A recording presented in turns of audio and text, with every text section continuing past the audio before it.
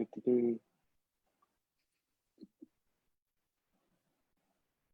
we all live? Is everybody staying on? Okay.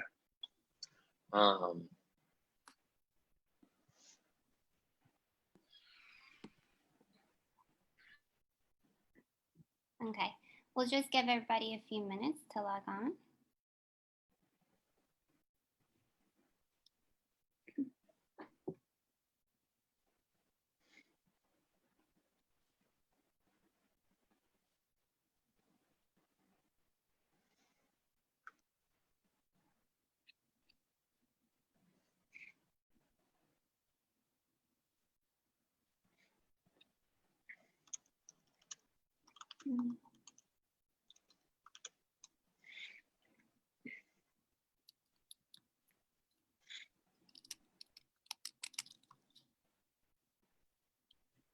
Okay.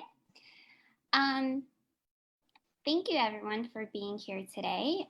Those of you who have been with us in the past few events, my name is Romina. I work with Deck Projects, and those of you who have been with us in the past events, Future Changemaker aims to bring together people from non-traditional backgrounds who want to impact global narratives.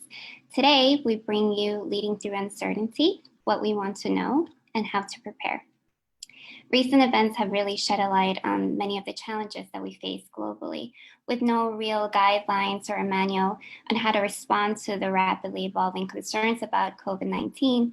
Many leaders have had to adapt to the situation, coming from fast solutions and how to manage their business and their team. Today, our speakers offer their best insights on these big concerns and how they've made an impact and what tactics the next generation can use to cope during these unique and difficult times. Today we have an amazing set of panelists. I would like to introduce Sulema Bibo. She is co-founder and director of operations of Impact Alpha, the leader in impact investment news. For the past few years, Sulema has led the growth strategy of Impact Alpha as it transitions into a subscription media company. She works closely with strategic partners to provide curated products and services that serve the growing impact investment industry. She also manages Impact Alpha's database, Impact Space. Sulema has a master's degree in investment and development from the Middlebury Institute of International Studies and a BA in political science from the University of Florida. Prior to Impact Alpha, Sulema worked as a reporting analyst for UNDP and Jordan. With that, I'd like to transition into Sulema, and we're very excited to be here today. Thank you, Romina. Hello, everyone. Good morning, good afternoon, good evening. We have a very international panel today, so we are covering many, many different time zones. Like Romina said, my name is Sulema, and I am the co-founder of Impact Alpha. If you haven't checked us out, I highly encourage you to come and see how the world of investment is changing and what these companies and investors are doing to create the world that we all want to live in. So check us out at impactalpha.com. Today, I am thrilled to be here with you today. We have a distinguished panel of speakers, and we are all working from home from what I can see. And as Romina mentioned, the panel today is going to focus on how to lead through uncertainty. And I think for all of us, what COVID it's doing, this pandemic, what's happening with us has put us in very uncomfortable situations. And at the same time, we are expected to continue life as normal, right? We're still expected to show up to work, to be there for our families, for our friends, for society. And we don't know how to do it. We don't have here's steps 1, 2, and 3, how to live through a pandemic. So we're all trying to figure this out together. And I think we'll get some great insights from all the speakers here today. And we'll also talk about what hasn't worked for us, right? Because we don't have the answers. And so let's go into that and talk about some of the mistakes that we've made and what we've learned from that. And, we'll open up the room for questions towards the end of the call. And after each speaker, if you have a question, do use the chat feature here so that we can follow the conversation along. I'd like to start this off with Daniel Dart, CEO of Deck Projects. Hi, Daniel. You're on mute. Can you hear me? There we go. Daniel. The joys of doing Zoom conferences. Can you hear us? Nope. All right. We'll hold off on that. Nana, we'll go with you. This is Nana Spio-Garbrah, the Chief Financial Analyst at the African Development Bank and the founder of Blueprint Africa. Hi, Nana. Hi, how are you? I'm How's everyone? good. How's it going? Well, we're hanging in there and keeping a positive attitude. But Yeah. Tell us, all where is well. are you? Where are you calling from? I am calling in from Abidjan, Côte d'Ivoire, in West Africa. In West Africa. And what time is it there for you? It's 3 p.m. 3 p.m. Daniel, you back? I'm back. I'm sorry about that. It's a good old Saudi Wi-Fi. No worries. Daniel, tell us, where are you calling us from? I am calling in from Riyadh, Saudi Arabia, and it's a little after 6 p.m. Awesome. So different time zones. I'm in California. It's 8 a.m. So if I'm a little sleepy, then you know what's happening. Daniel, I want to start with you. Tell us, a little bit more about Deck Projects and the work that you're doing right now. Okay, so pretty much Deck Projects is I would say a strategic communications firm and development firm.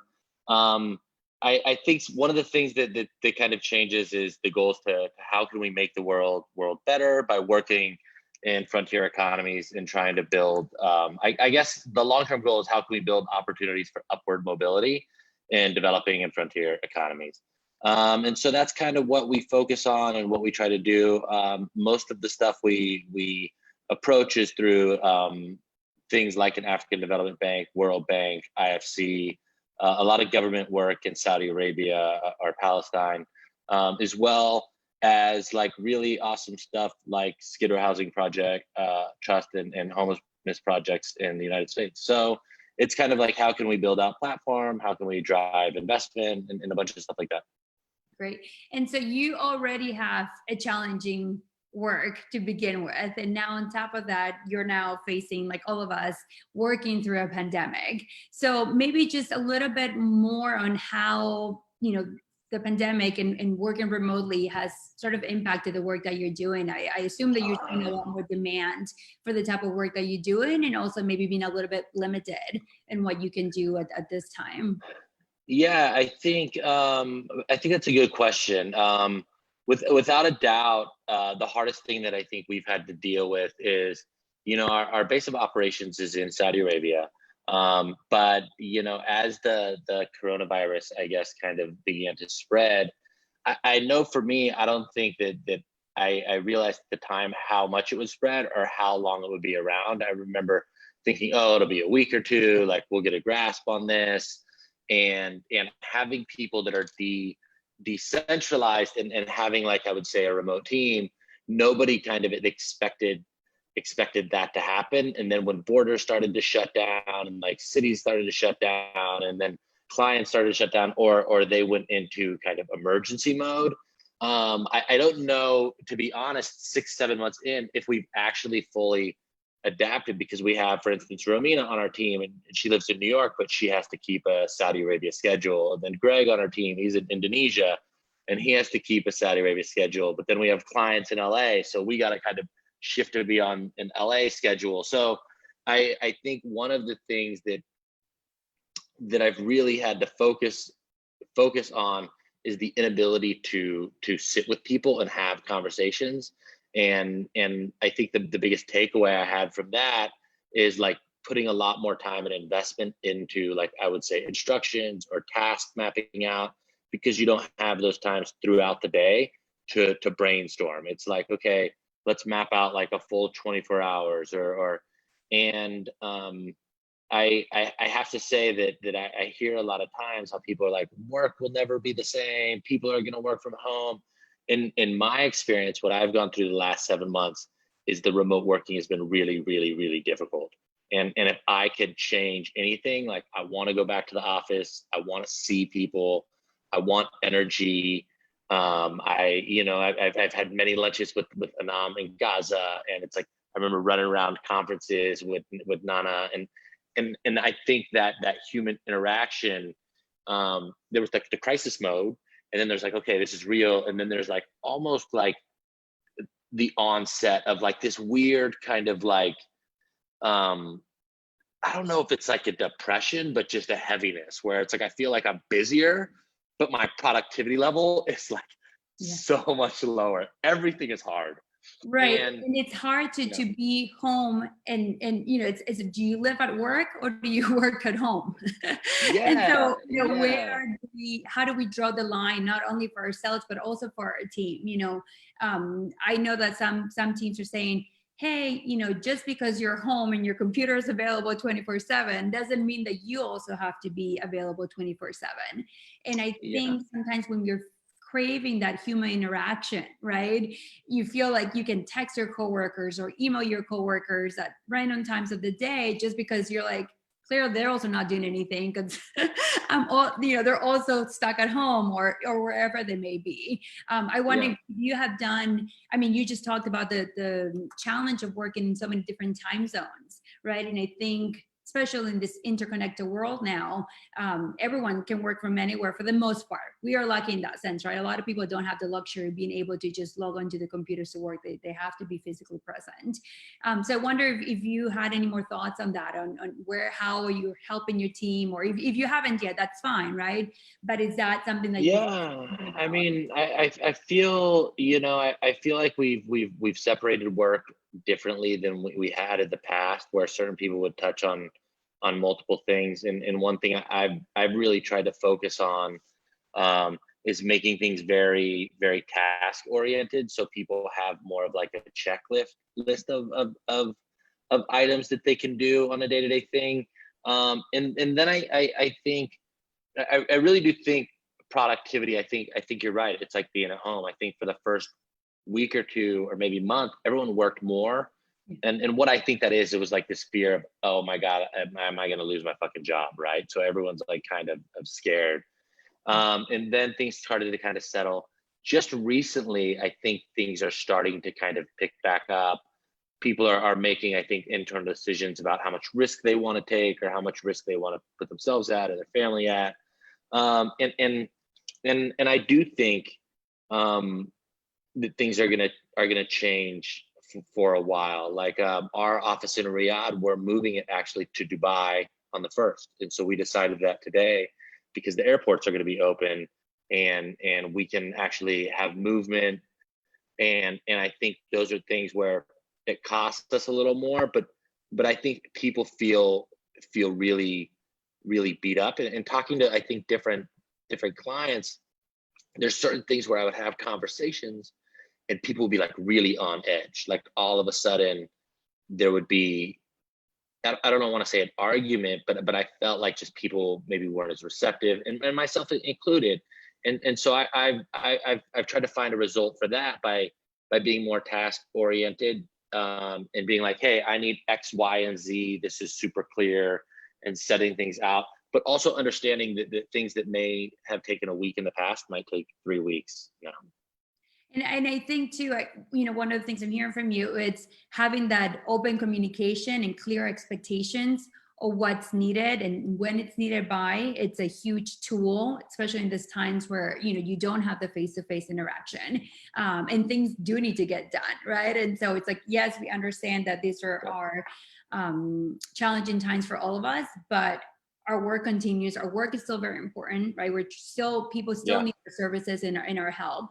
And we want to be there for them. And so I think communication is super important, not just to your team, but also to your clients, right? And saying, hey, by the way, we are still on this. It's going to take us a little bit longer. Please, you know, be patient with us during this time, because I think, you know, the expectations are still there. People are still paying for your services. People still need the products or the service that you're providing. And so how do you let them know that you do care, but that there are some challenges that come with work environment? You know, the other thing, so you mentioned moving to Dubai and the cost that comes with that, right? So I think a lot of businesses are also seeing an additional cost of doing their work.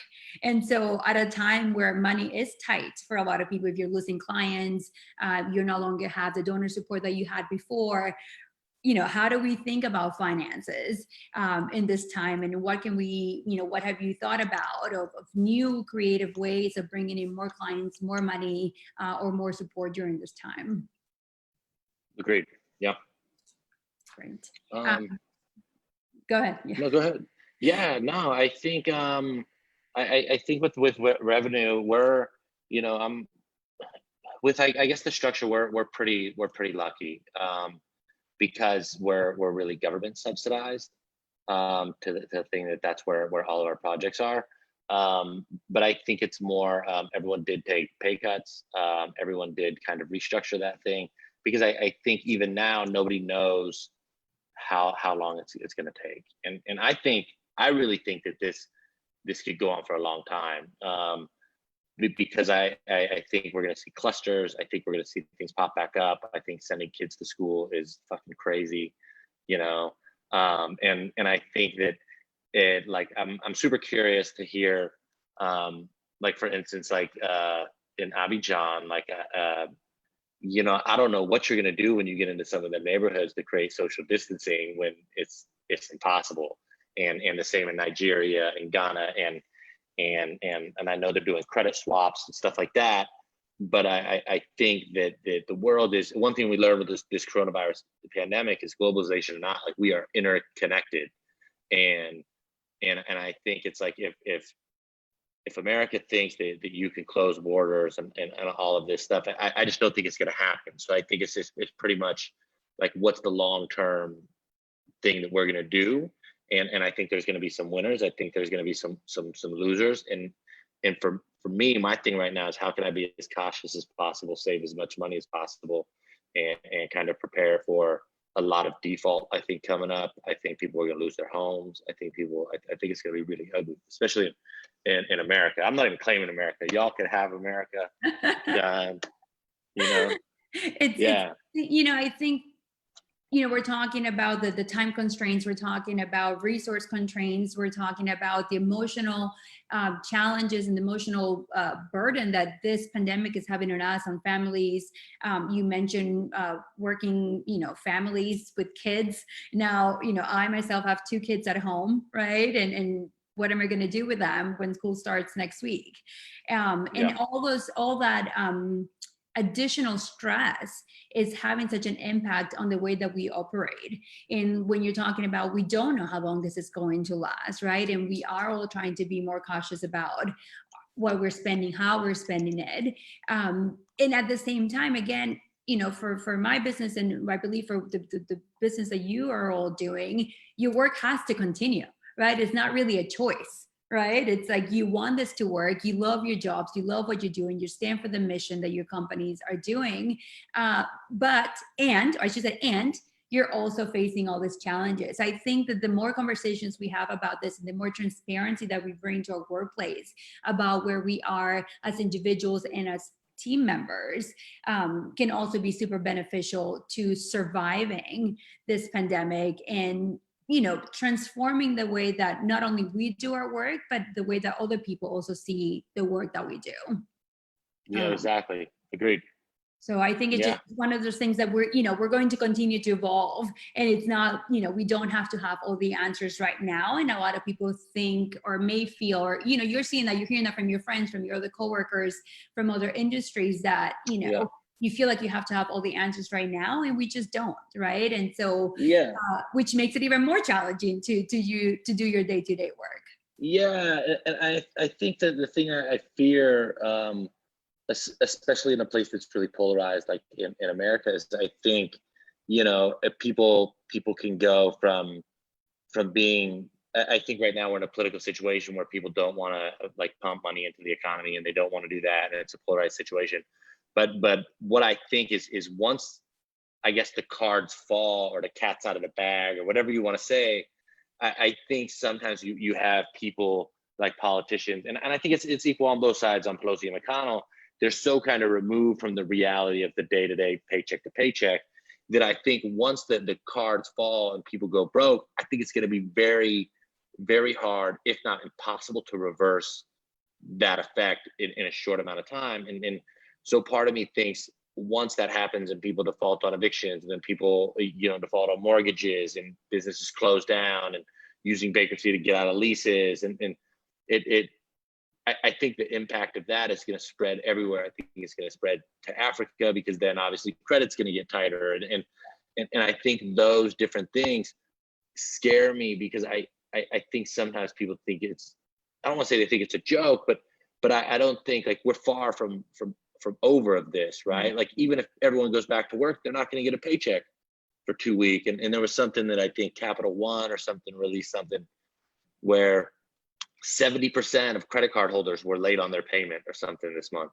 Like, that's a big number. That's a big thing. Yeah. Daniel, let's just take a pause there for a second. Let me bring on Nana.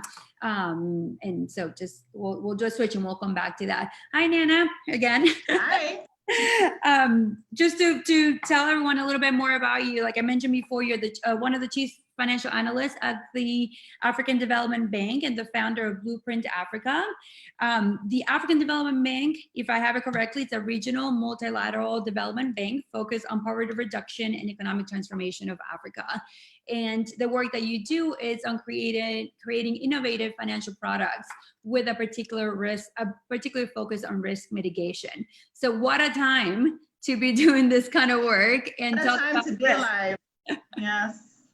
I also understand that the bank has done great work and has mobilized with other development financial institutions money and resources, funds to help the local economy. So maybe just give us all a little bit of background on how the bank is doing during these times and how that's affected your current work. Yeah, thank you. So, African Development Bank is the only AAA rated institution on the whole continent of Africa. And our role is actually counter-cyclical. So when there's crisis, that's when we have to ramp up. We have to, figure out how to do even more, whereas other, commercial banks or other organizations are, retracting. So it's been really challenging, but we've been able to create kind of a COVID emergency relief funding pool of $10 billion that we are receiving requests from clients, and our clients are both private sector and governments. So we are literally getting requests from all over the continent for everything from debt deferral packages to working capital and a number of products that we don't normally provide, right? Because as an MDB, we are like a wholesale bank. We don't get into short-term credit facilities. That is the role of the commercial banking sector. But because the continent is still in development, a lot of there are market disruptions that make it such that commercial banks are not always able to play their role, and that's where we step in. So we've had to just listen and respond to sovereign countries that need help. We're also because we co-finance with so many other entities and development finance institutions, having conversations with them on what we can do collectively.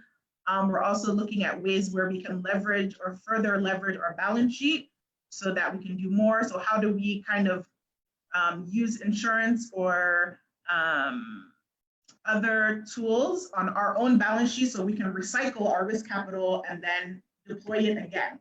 So yeah, there's just a lot of things going on right now, and hopefully we're having an impact out there. Yeah, and Nana, if I heard you, this is exactly one of the challenges that we're all facing as businesses and as providers, right? Shifting the products that we were used to doing to serve the new needs of the community. And so I heard you saying, we're looking at loans and different financial instruments that you probably didn't have before, didn't use them in the way that you're using them now or thinking about using them now. How do you think that change and product development and rolling out this new type of services has changed the way that you and your team work, right? Because if you're saying we're used to doing this type of work and now we have to completely shift and think differently, that also takes a toll on the productivity of the team and sort of, the work that you do. Yeah. I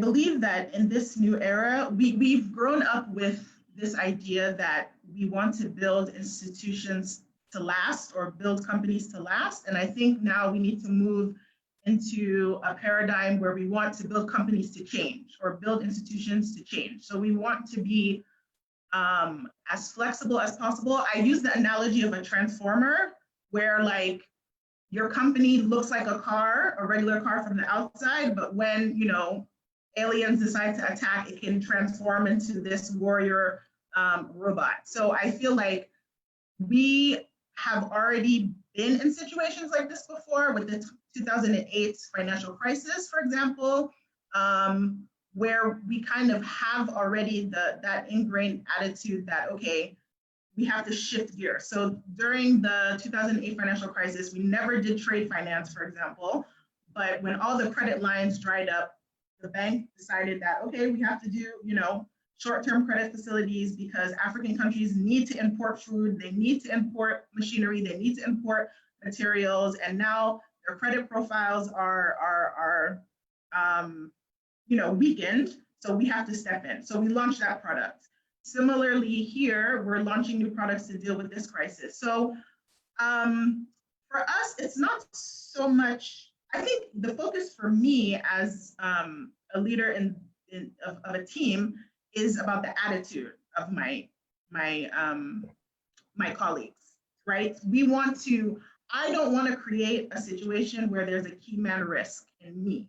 I want to give everybody agency. I want everybody to feel that they're leaders and they can come in and, solve problems and provide solutions to what's going on. So that, for me as a manager, has been my focus. Like, don't look to me, we have this tendency, especially on the African continent, we look to politicians to solve our problems. We look to the boss, we look to the CEO. And I'm always of the view that, no, I'm looking to you. Like, I want to know what do you think? You're part of this. It's also your responsibility. Take action. And maybe you have seen that with your team members that are stepping up, right? People that maybe before you didn't know that were capable of doing some of the things just because, you had fallen into a routine of this is your role, this is your role, this is your role. But now where the boundaries are so blurred, people are stepping up, right? And there are also people that maybe are taking a step back and be like, oh, I don't have to do all the things that I was doing when we have such a great team of people already in place to help us with our work. And I think that your analogy in the transformer, I think it's a great way to look at the work that we're all doing, right? We're one thing, but we can also be all these other things. And eventually in a few months or in a year or so after we sort of, can take a breather again, we can reevaluate and see, hey, what worked really well during this time was this product that we were offering and the way that we structure how people work. And so it's a time, it's something that's going to happen over time, not something that has to happen right away.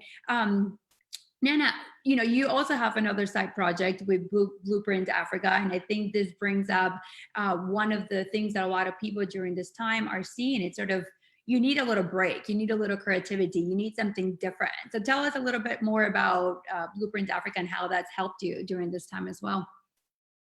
Yeah, so I'm in the finance industry right now, which means I use one side of my brain, and the other side of my brain got a bit jealous. So I decided to, launch a creative business, which is an interior styling consultancy, interior design and styling consultancy, where we are looking to promote African aesthetics in the home. So basically, the African furniture design environment is very nascent, but we have so much creativity, so much talent.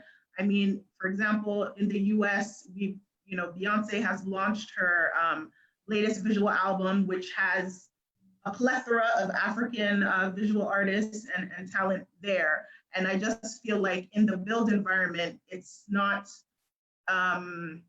those talents are not seen as much as, say, fashion or in music.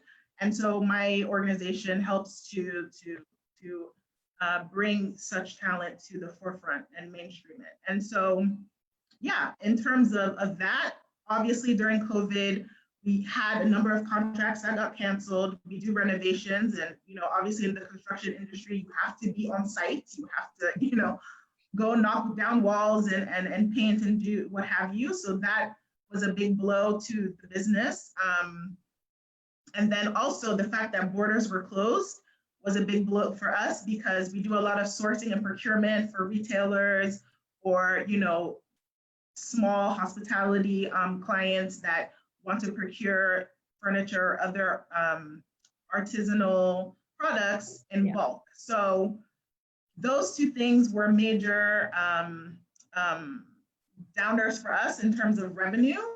But again, we had to pivot, we had to shift. So I sat there and, said, I'm a transformer, what can I do? So now we're doing a lot more e-design. So those same clients that we said, we would do the renovation for, we said, okay, we may not be able to do the installation, but at least let's share the vision. Let's show you literally how it's going to look. Let's do the virtual reality. Let's do the renderings. Let's source everything for you. And then but on paper, let's give you a sourcing map, basically. And then once things calm down, then you can do the orders and we can fulfill, et cetera.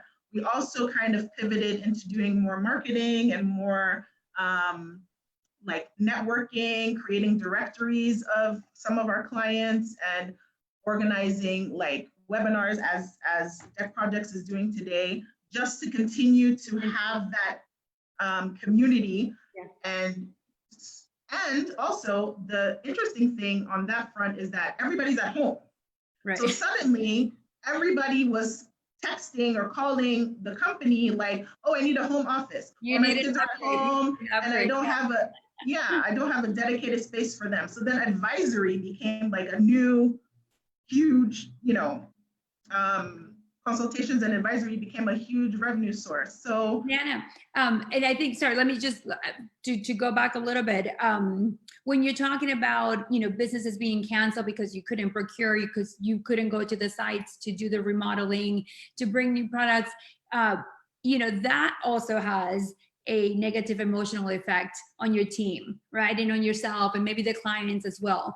What have you seen has worked for you to help with morale in your team, right? How do you keep people going? Like, hey guys, we got this, right? Like, what's your sort of, hooray, cheer, chant to get people going? Because these are really hard times, right? And let's not downplay the financial significance of having this contracts and works canceled, because that is the very hard reality, and it's impacting us all very differently, right? I mean, this virus came and impacted all of us, but it had also affected us all a little bit different, right? Some people are really struggling to survive, some people are just getting by, and some people are just doing fine for now.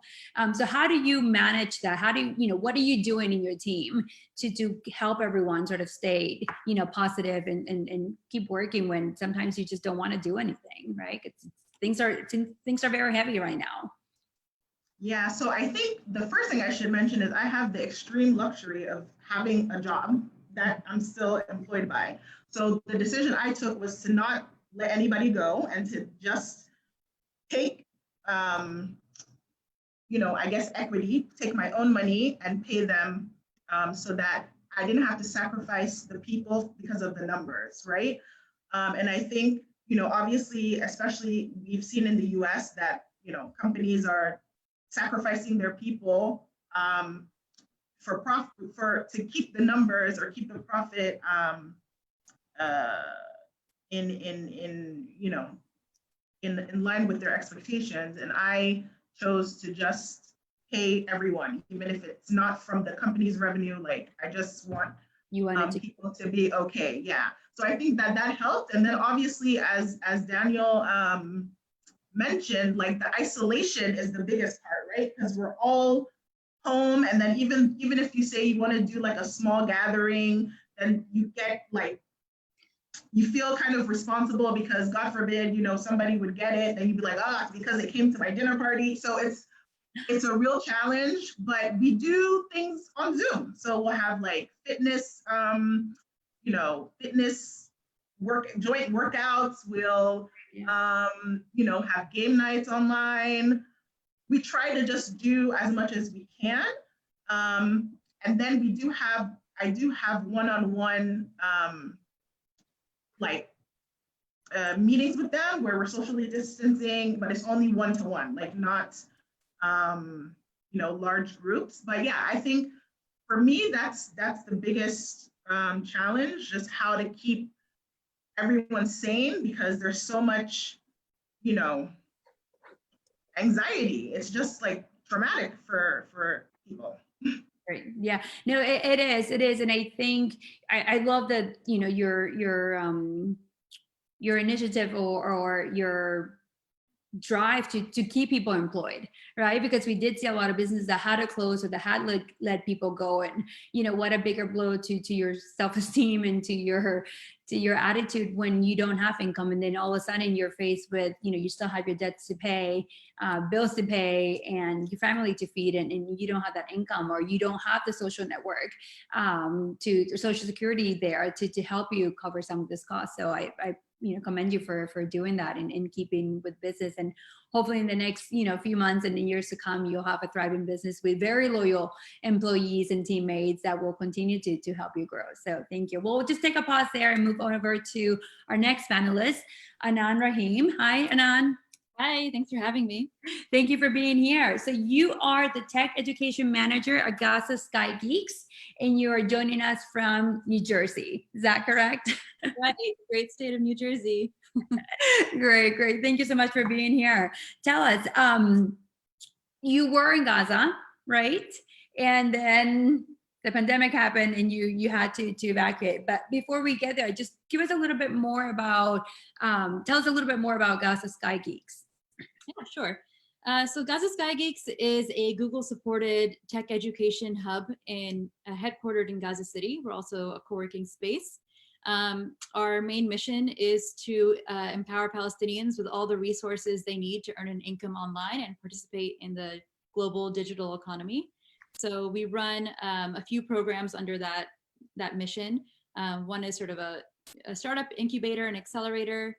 We run a program to sort of upscale people to be competitive as online freelancers. And our third main program is a Code Academy, which is what I oversee. And so the Code Academy is Palestine's first immersive bootcamp, coding bootcamp. So we take people with little to no technical background, and through a 6-month full-time course, they graduate as junior developers. Another aspect of the Code Academy that I run is the digital agency, where we take our graduates of the program and then place them into their first jobs as junior developers, either in local tech companies in Palestine, or in remote roles with international companies in North America and in Europe. So for the Code Academy, we have two campuses, one in Gaza City, which we started in 2017. That's our flagship campus. And then at the end of 2018, we opened a second campus in the West Bank. So running two campuses concurrently. Yeah. So, and I mean, sounds from what I'm hearing that it's the work that you do, it's heavily reliant on people and people being together, and that sort of there's a co-working aspect to it. There's the accelerator program, which for the most part, you're talking about immersive course for the Coding Academy. What happened? how did that all shake out after when the pandemic started, and where are you now? Yeah, totally. Your assessment's totally right. It was, a lot of what our program hinged on was about community building and building connections between entrepreneurs, between coders and freelancers to kind of come together physically into one space and share ideas, work together, support each other, start businesses together.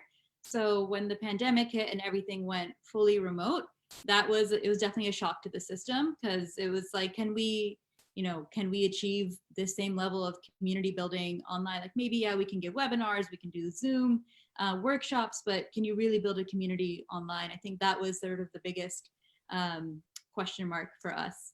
I think, aside from that, we also had instructors from Gaza in the West Bank as teachers there. And so we were fully reliant on that sort of setup.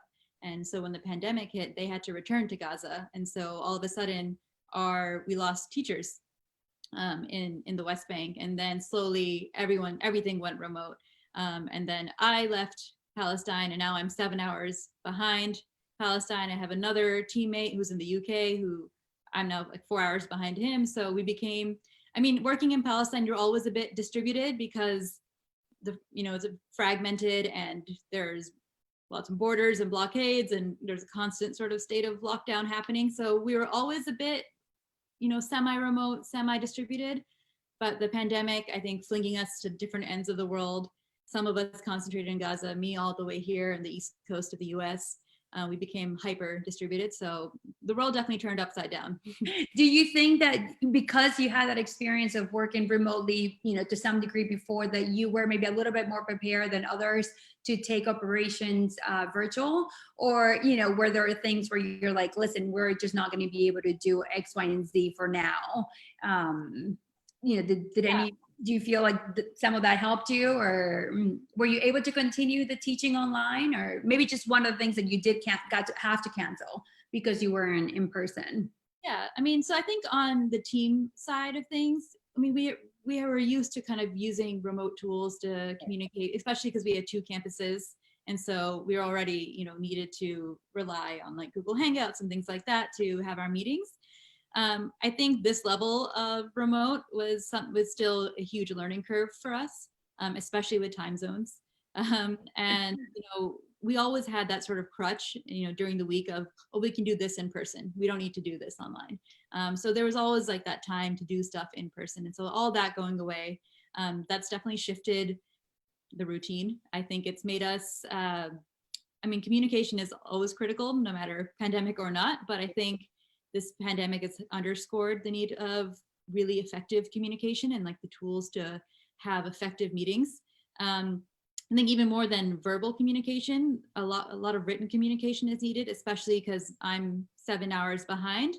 I'm working asynchronously from the rest of my team. So I do a lot of, writing of ideas and thoughts and post that on Slack and then hope that they comment in the morning. And so a lot of that stuff is happening now over just written communication, just because I only have about 20 hours a week now that I overlap with Palestine because I start my day at 6 a.m. So I have 50% of the time that I used to have to interact with my team. So I'm using a lot more of leaving people notes, leaving people tons of Google Docs and things like that.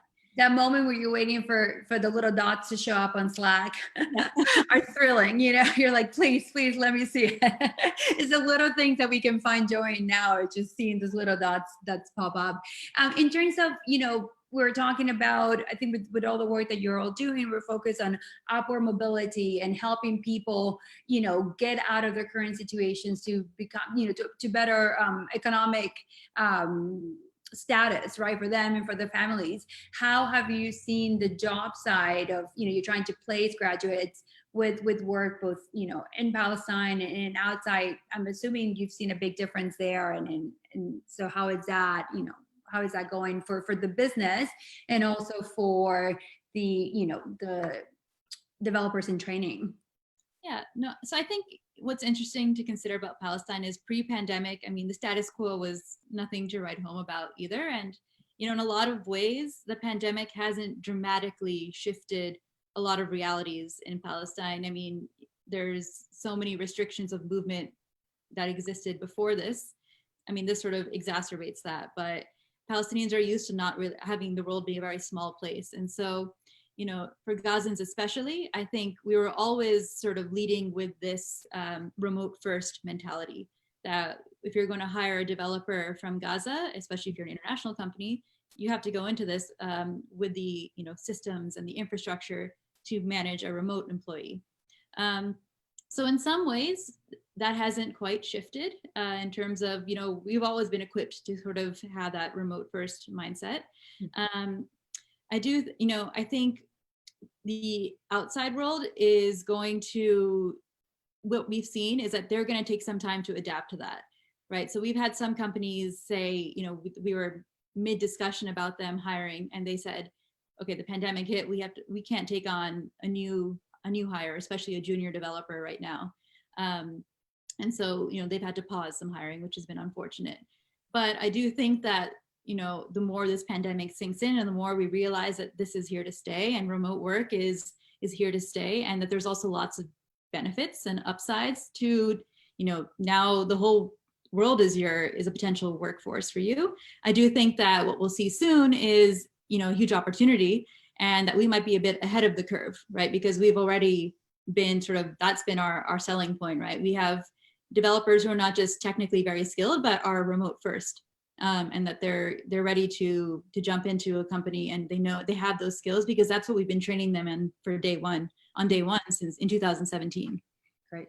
And that's great to hear, because I think, we're all trying to look for the silver lining of, this is sucks, but there's also really great for X, Y, and Z, right? And I think sometimes when we get so used to our routines, we don't see that. And it's great to take a step back and be like, hey, actually, this is not so bad, because we have this remote first mentality from day one, because we continue to have open communication channels, because we've always been clear about expectations that we have for ourselves and for our employees and for our clients. And I think, correct me if I'm wrong, but I think it's one of the many good things that has come out of this for people that are working, is sort of taking a step back and realizing how, for better or for worse, right, what your weaknesses and your strengths are in general, and that have been magnified because you're now more, in a way, focused on the work that you're doing. So I think I just wanted to open to all of us. So we're getting a question. Okay. One of the things that we need to think about is, as you've now have been on this for months, right? What have you seen that hasn't worked for you and for your teams? I'll open it to any of you to start, because I think it's we're being very positive and highlighting all the good things that we're doing, but let's also take a step back and say, what hasn't been working? So I'll leave it to, and I don't know if you want to go first, since you're there. To get the ball rolling on that. I think trying to hold pre-pandemic as a gold standard of getting back to that, I think that's a mistake. I think, the first couple weeks in a month when we went remote, we were desperately trying to replicate, how do we do things the way we did before, but in this framework, right? So for example, the Code Academy, it's a full-time in-person program, 5 days a week in person. And to us, our mindset was, that's how someone's committed. Right, that's how that's the way you can really, run a boot camp. And so we were like, okay, we got to do this full-time online. And then the first couple of weeks were like, this isn't right. This isn't, people can't sit in front of a computer. It's not the same as going to a classroom. And I think we've had to step out of our comfort zone and even contradict ourselves of, how do we redefine commitment in the framework of the world now? And so now it's a semi part-time. There's a lot of offline time where we just trust people to get, do independent work. And I think that, learning from that, it's like, that's allowed us to now pivot the program. We've now even started to work on a part-time course that we can roll out. So in this, these 4 months, we have another programmatic offering to do like a part-time sort of fundamentals course, because we realize that there's a lot that can be done if you're working part-time, right? We have a lot more bandwidth now to deliver new kinds of programs. So I think, trying not to like fit a square peg into a round hole, I think instead of just adapting and like letting yourself, I have the humility to kind of contradict things that you held firmly in your head. I think that's been a huge learning for us. Great. Yeah.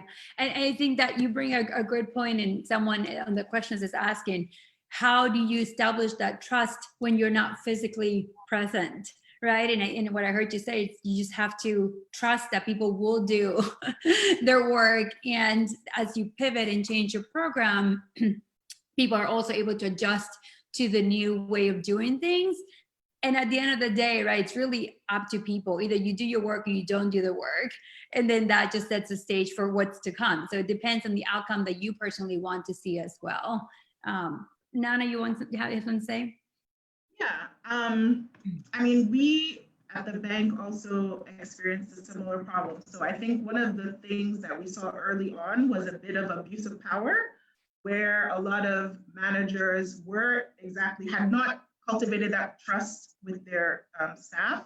And so they were micromanaging. So because I can't, I call them FaceTimers, right? I came to the bank from IBM where, we didn't even have offices. We worked at Starbucks.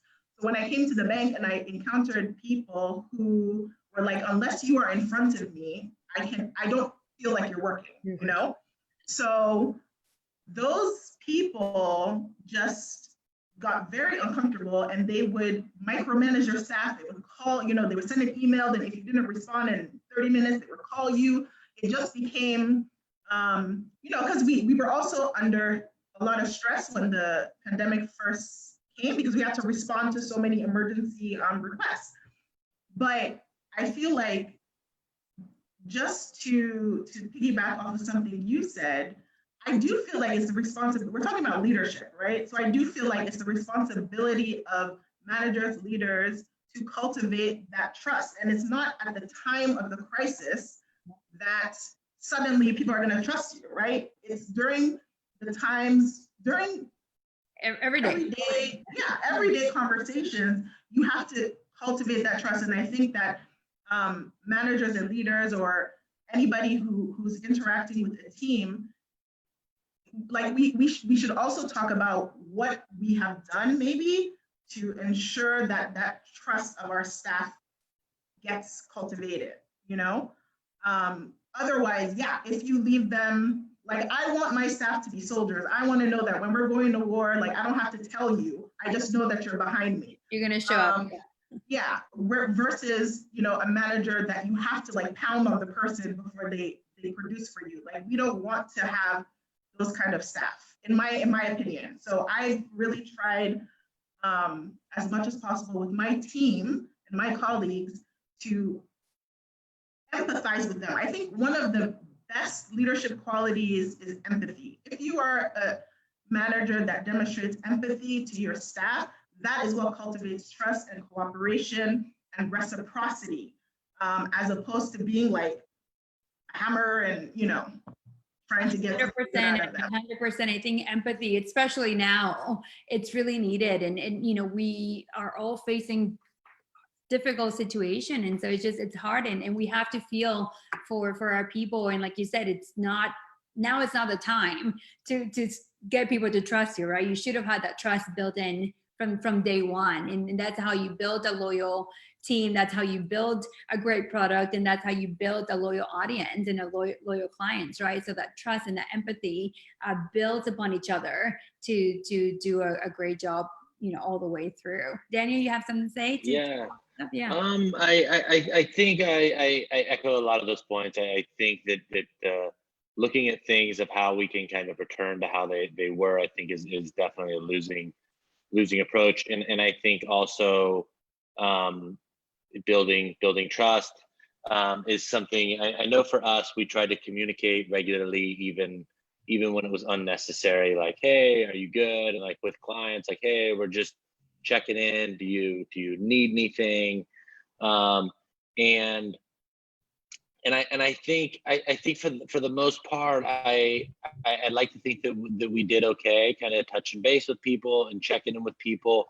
And I think one of the things I saw that was kind of exciting was a lot of like my peer group. I think people did a really good job. I think for me, a lot of the stuff I've seen for the pandemic hasn't been so micro. I obviously had my own ups and downs. I've been stuck in Riyadh, and I'm sure that everyone who's on the Anam and Nana and Yusuf, I think one of the things that I deal with a lot working with international teams is there's kind of this false narrative of this American exceptionalism, right? And I think one of the things that I think that's really been very, very clear for me, especially in the response, is when there was a time where people were repatriating, I was like, yo, man, I feel a million times more safe and secure and supported in Saudi Arabia than I do in America, right? And so I look at kind of this micro reimagining of things. And I remember, you know, Americans hearing like, oh, only Asians wear the masks, or like some like little comments you would hear in America where everybody hears it, right? So it's like people pretend they don't, and it's these little kind of microaggressions. And I think that the thing that's disappointing is we've been very blessed, me as an American, to have this big churning economy that's supported by growth at all costs. But I think what this has shown is the growth at all costs method can be really bad if it loses control around a turn at 85 miles per hour. And so I think when I kind of made the joke of like, yo, you guys can have America, like there's some truth to that, right? Like I think from like an outside perspective, even talking to people in Gaza last night, they were like, yo, like this is business as usual, you know? And I think in most places of the world, they're used to dealing with a lot of hardship. In America, they're not, right? So like you're gonna close our barbers and we're gonna storm the Capitol with guns, right? And I think that's something that's really important for business leaders to look at, in individuals, because we really do have the ability to shape the narrative of how our communities engage. And I honestly think that there's a lot of good that can come out of this, even though it's like, you know, I went through a lot of shit growing up and fucked up, but I learned a lot, you know, like never a failure, always a lesson. And so I kind of look at it like that from a global thing. Like it's like you had China and Ireland and places sending medical aid to the United States, right? And I don't think we should forget about that. And I think we should have that conversation. And I think what that to me learns is we have to have like a more global diversity and equilibrium, because then I think we'll actually be able to support ourselves if not all the power is centralized in one place. So when one people falls, it's kind of everybody's hurting. Yeah. And I think that's the same thing about a decentralized team, right? Like with Anam making notes, this sends on an async, right? All of those things, like there's certain things that we've all had to cover that we may not have had to cover, and you kind of gotta learn how to, I would say work more laterally than empirically. And so I honestly can look back at my own actions and be like, yo, I made a million mistakes. But also like it's like just how like the ability to decentralize work rapidly accelerated. I think my ability to deal in a resilient manner and be patient and deal with people, I feel like I matured, you know, 10 years in 10 months. Because I dealt with so many things that I had never even dealt with, never even thought of. Like I made a joke with one of our colleagues, Johan. We're like trapped in this apartment in East Riyadh. I'm like, yo, we are so fucking ill-equipped for this. Like, this is so bad, you know? And it's like, and we laughed about it, but it's kind of one of those things where it's like, you have that coulda, shoulda, woulda. And I think, you know, everybody has things they would have done. For me, I think I always try and, because my passion is in Gaza and my passion is in Abidjan and my passion is in impact investing. And I think there's a lot of conversations that we've been trying to have that we haven't had. You know, people always like, you live in Saudi Arabia, it's so scary. You know, I mean, Gaza, it's so scary. Nigeria, it's terrifying. And it's like, not really. I think that's a really good point of how this situation that we're in, it's really bringing to light a lot of, you know, it's asking us to look inward and look at our perceptions of different countries, of our own government, of how other people are dealing with this. But I think overall, it's also this feeling that we have of resilience, right? Above anything else and against everything that's being thrown at us these days, we keep going. We have to wrap up because we're at the top of the hour, but this has been a great call, a great meeting. And I want to hear what Nana was going to say real quick. She was about to jump in with some fire. I could see it. No, I was just saying that in this period, just to agree with you, like even at the micro level, I mean, you mentioned that there needs to be more collaboration between countries and more recognition between countries of, you know, how we're all being impacted. But even at the micro level, I feel like within my work, I've seen more of what I called competition, which is cooperation with competitors. So whereas before we were all fighting each other to get that client in this business, because we are all now kind of in a crunch, we're collaborating more and we're coming together with people that I feel, you know, if the situation wasn't the way it was, I would have been trying to get their business, trying to steal or, you know, trying to compete with them in that industry. But now we're all like, okay, what do you have? And what do you have? Oh, you have working capital. Okay, can we combine our forces and do this? Or, oh, you're good at marketing. I can't afford to get a marketing person. So let's combine and do X, Y, Z. So now it's just a lot more cooperation with competitors. So it was just to Agreed. Agreed. Yeah. Well, I think we are done for today, but thank you all so much for being here. If you had any more questions, I'm sure, Romina, you can share on the chat how people can reach out to us. Thank you all. Stay strong. We got this. I'd love to have a follow-up chat with this in a few months to see how everyone's doing. So best of luck to all, and thank you. Thank you, guys. Thank you. thank you.